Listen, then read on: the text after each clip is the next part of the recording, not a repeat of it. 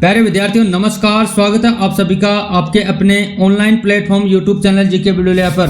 प्यारे साथियों, ये वीडियो उन सभी साथियों के लिए हैं जो बिल्कुल बीएसटीसी और पीटीटी की एग्जाम देंगे। प्यारे साथियों, आपकी जो है एग्जाम बिल्कुल नज़दीक है और उसी के संदर्भ में आप लोगों के लिए हिंदी के इम्पोर्टेंट प्रश्न, जो साथियों ऐसे प्रश्न जो बिल्कुल बार बार एग्जामों में रिपीट होते रहते हैं, उन्हीं प्रश्नों को शामिल किया है। और कुछ ऐसे भी प्रश्न हैं जो संभावित हैं, बिल्कुल आने वाले हैं, उन्हीं प्रश्नों को ऐड किया है। हिंदी के अपने 25 टॉप इंपॉर्टेंट प्रश्न है। बिल्कुल सभी से रिक्वेस्ट है, अपने इस वीडियो में लास्ट तक जरूर बने रहना और स्वयं अपनी अपनी प्रतिक्रिया भी देते रहना। आपको आइडिया लग जाएगा कि आपकी तैयारी कितनी बेहतरीन है और कितनी कमजोर है। बिल्कुल प्यारे साथियों, सभी से रिक्वेस्ट है, बिल्कुल कमेंट जरूर करना।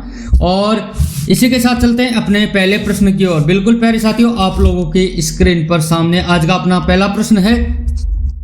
निम्नलिखित में से कौन सा मूल दीर्घ स्वर नहीं है? निम्नलिखित में से कौन सा मूल दीर्घ स्वर नहीं है? पहला ऑप्शन ए आ, ई, उ, ओ। इसमें सही जवाब क्या होगा साथियों? सभी बताएंगे। बिल्कुल आपने तैयारी भी तो की है, आपको आइडिया लग जाएगा इसमें कौन सा सही जवाब है। बिल्कुल सभी का रिक्वेस्ट है, कमेंट में बिल्कुल इसका सही जवाब क्या होगा। बिल्कुल प्यारे साथियों, इसमें जो है मूल दीर्घ स्वर नहीं है। कौन सा मूल दीर्घ स्वर की बात हो रही है तो इसमें अपना ओ जो है मूल दीर्घ स्वर नहीं होगा। और अपना नेक्स्ट क्वेश्चन है, हिंदी में ध्वनियां कितने प्रकार के होती है? हिंदी में ध्वनियां जो है कितनी प्रकार की होती है?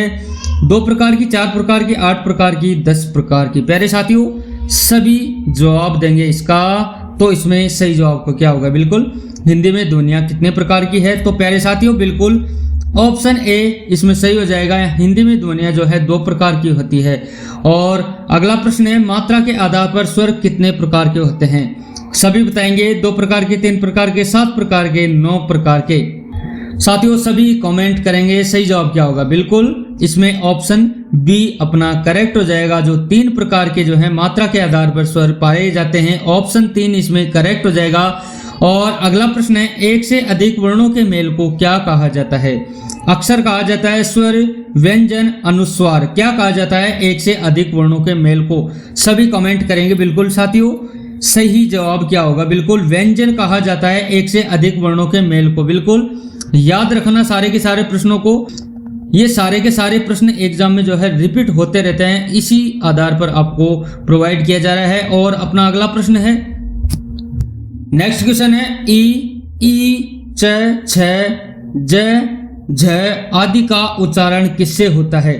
कंटच्य से, मूर्धन्य से, तालव्य से, औष्ठ से। सही जवाब क्या होगा? बिल्कुल प्रयोग में लाके देखिए इन शब्दों को और फिर आपसे जो है आपका सही जवाब आ जाएगा। बिल्कुल इसमें तालव्य से जो है इसका इन सारे उच्चारणों का जो है प्रयोग किया जाता है। बिल्कुल ऑप्शन सी इसमें करेक्ट हो जाएगा। बिल्कुल अपना अगला प्रश्न है, जिनका उच्चारण स्वतंत्रता से होता है और जो व्यंजन के उच्चारण में सहायक होते हैं उसे क्या कहा जाता है? यानी उसे क्या पुकारा जाता है?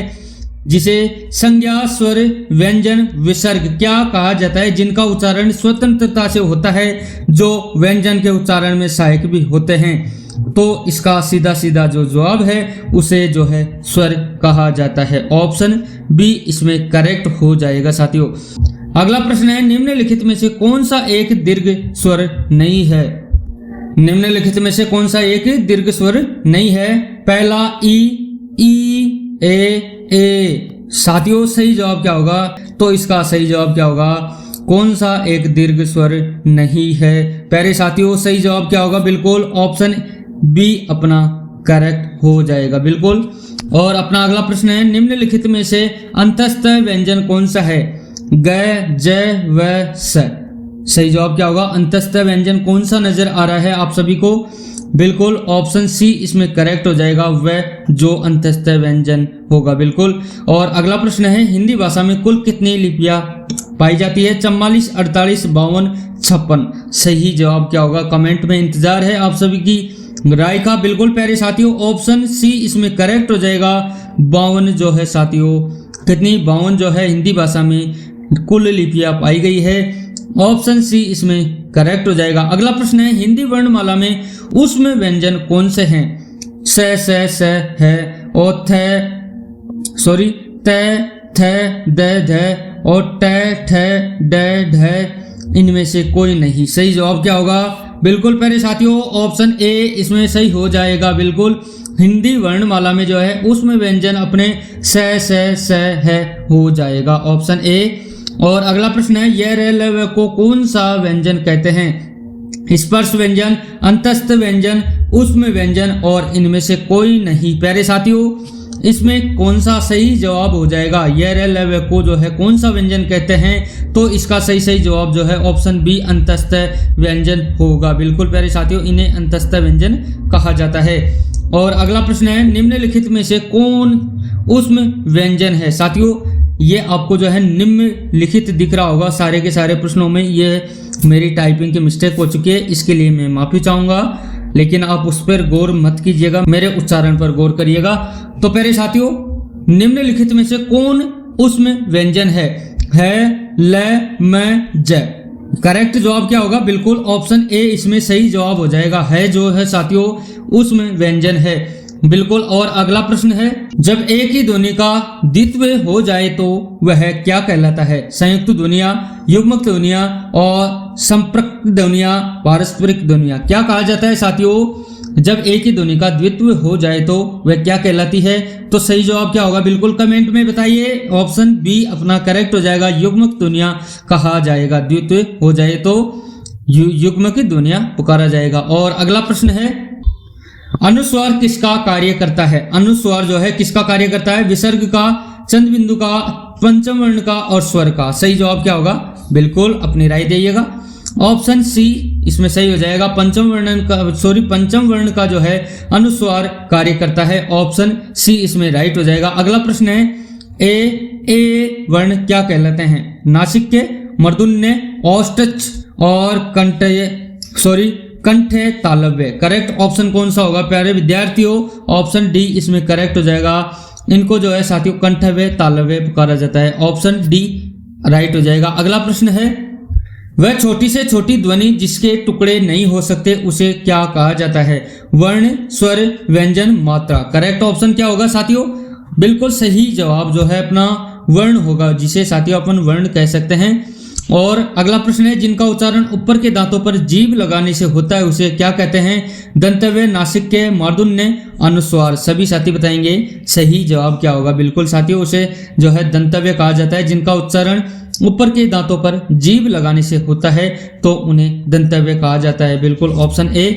और अगला प्रश्न है किसी वस्तु को व्यवहार में लाना इसका आशय किस शब्द से है?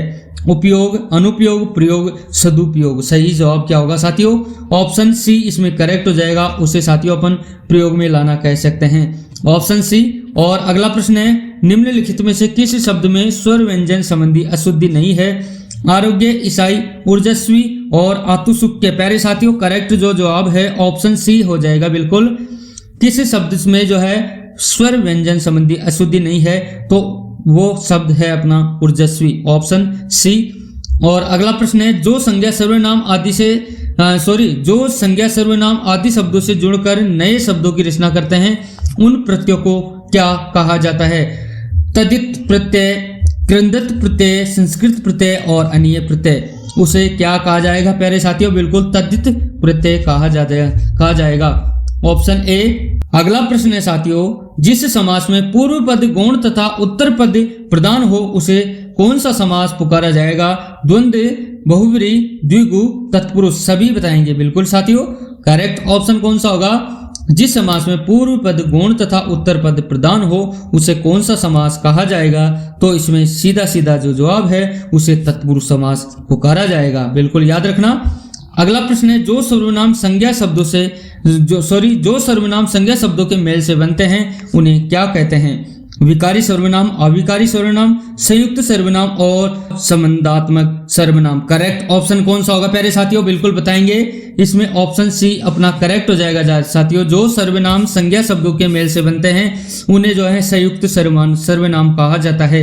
और अगला प्रश्न है जिस क्रिया से संचालित व्यापार का फल कर्ता को छोड़कर कर्म पर पड़ता है उसे कौन सी क्रिया कहते हैं? अकर्मक क्रिया, सकर्मक क्रिया, द्विकर्मक क्रिया और प्रेरणार्थक क्रिया। प्यारे साथियों सही जवाब जो है अपना बिल्कुल सकर्मक क्रिया हो जाएगा। उन्हें साथियों सकर्मक क्रिया कहा जाता है। जिस क्रिया से संचालित व्यापार का फल कर्ता को छोड़कर कर्म पर पड़ता है उसे सकर्मक क्रिया कहा जाता है।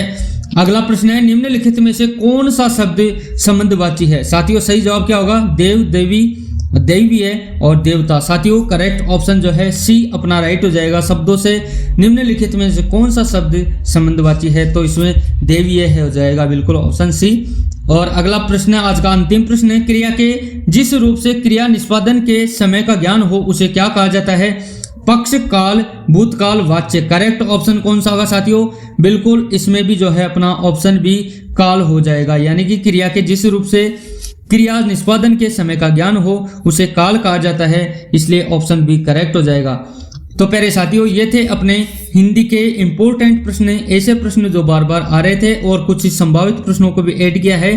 तो प्यारे साथियों वीडियो अगर थोड़ा सा भी अच्छा लगा हो तो एक लाइक जरूर करना, और फेसबुक पेज पर विजिट कर रहे हैं तो फॉलो कर लेना, यूट्यूब पे हो तो सब्सक्राइब कर लेना। प्यारे साथियों ऐसे ही इंपॉर्टेंट प्रश्न हम लाते रहेंगे आपके एग्जाम तक, और अब मिलते हैं ऐसे ही इंपॉर्टेंट प्रश्नों के साथ अगले वीडियो में। धन्यवाद।